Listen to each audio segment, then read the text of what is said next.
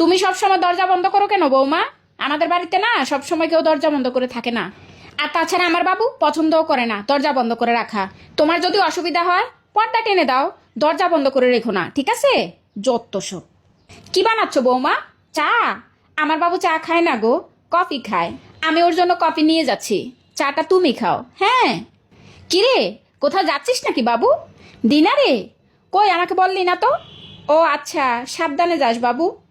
দেখছো বউটা আসার পর থেকে ছেলেটা কেমন দূরে চলে যাচ্ছে আমাদের থেকে। আগে কিচ্ছু না বলে করতো না, আর এখন কোনো কিছু বলার প্রয়োজনে মনে করে না। ছেলেটা আমার দূরে চলে যাচ্ছে আমার থেকে। কি রে বাবু, আজকের রান্না কেমন হয়েছে?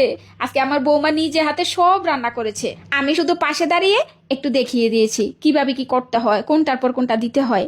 তাই জন্য এত মজা হয়েছে। হ্যাঁ হ্যাঁ, বাবু তো সব কথা আগে আমাকে বলে, তারপর বৌমাকে বলে। আসলে বাচ্চা মেয়ে তো, বয়স কম, তাই কোনো কথা আগে বৌমাকে বলে না, আগে আমাকে বলে, পরে বৌমাকে বলে। কোনো টেনশন দিতে চায় না বৌমাকে। আমি তো বাবুকে বলেই দিয়েছি যে কোনো বিষয় আগে আমাকে বলবি, তারপরে বৌমাকে বলবি। বৌমা ছোট মানুষ, বুঝবে না।